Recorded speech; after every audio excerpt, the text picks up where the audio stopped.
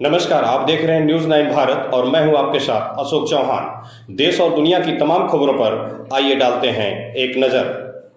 UP के बलिया में climate change और पर्यावरण संरक्षण के क्षेत्र में काम कर रहे डॉक्टर रविनाथ तिवारी ने बिगड़ती पर्यावरण स्थिति पर गहरी चिंता व्यक्त की है। उन्होंने बलिया में बाढ़ की विकराल होती समस्या और घाघरा नदी द्वारा हो रही कटान को लेकर गंभीर चिंता जताई। डॉक्टर तिवारी ने जिले में शिक्षा और स्वास्थ्य सेवाओं की बदहाल स्थिति पर भी सवाल उठाया है। उन्होंने इसके लिए विकास की राजनीति के अभाव को जिम्मेदार ठहराया।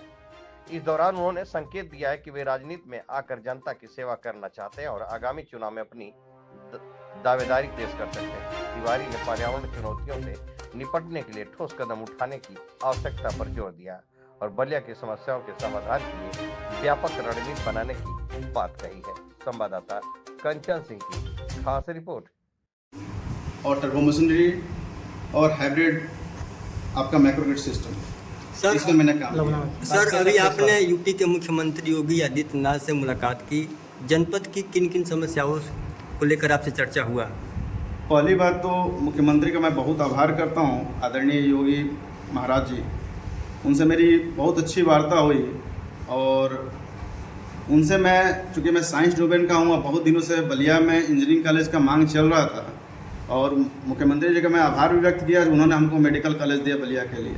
इसी संदर्भ को आगे बढ़ाते हुए मैंने इंजीनियरिंग कॉलेज और रिसर्च सेंटर का मैंने मांग किया था और मुख्यमंत्री जी ने कहा कि अभी मेडिकल कॉलेज जो है अभी लंबित है, चल रहा है और उसका बजट अभी पास हुआ है।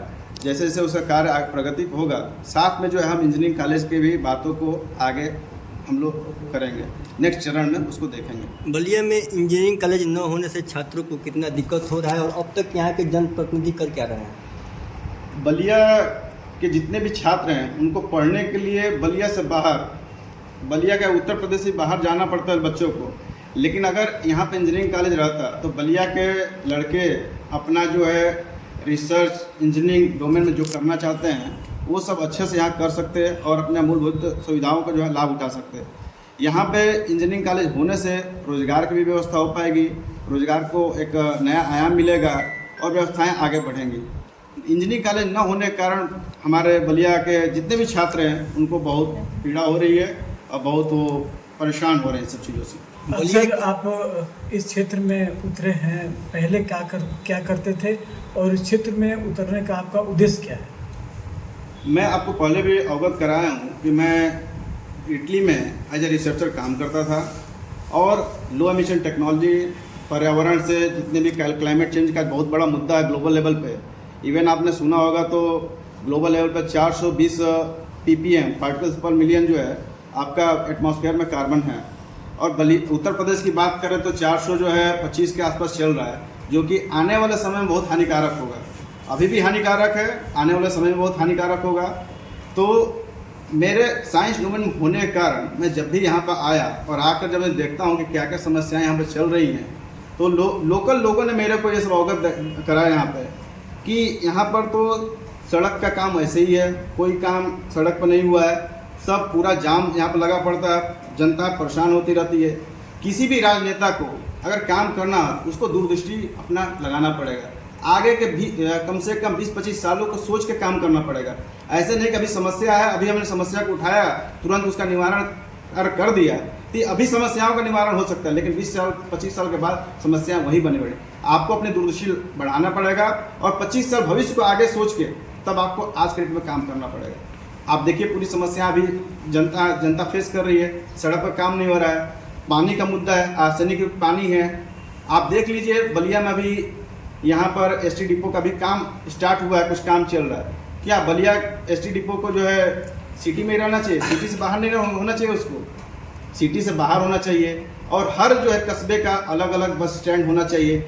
और यहाँ पर तो मैं सोच रहा हूँ पर्यावरण को देखते हुए कि यहाँ पर जो है कम से कम इलेक्ट्रिक बसों को जो है यहाँ पर चलना चाहिए। और मेरे ऑलरेडी जो है कुछ मैन्युफैक्चर कंपनियों से जो है बात चल रही है और मैं कोशिश में लगा हूँ कि यहाँ पर जल्द से जल्द जो है इलेक्ट्रिक बस चले। और यहाँ पर मैं आगे कुछ और भी उच्च स्तरीय नेताओं से मेरी बात हुई है तो मैं उसको आगे बढ़ाऊँगा, किस तरह से आगे काम करना डेवलपमेंट के लिए। और इवन परिवहन मंत्री से भी मेरी जब मुलाकात होगी उनको भी अवगत कराऊंगा इस चीज़ के लिए। बलिया की भोली भाली जनता ने तमाम जनप्रतिनिधियों को सेवा करने का मौका दिया।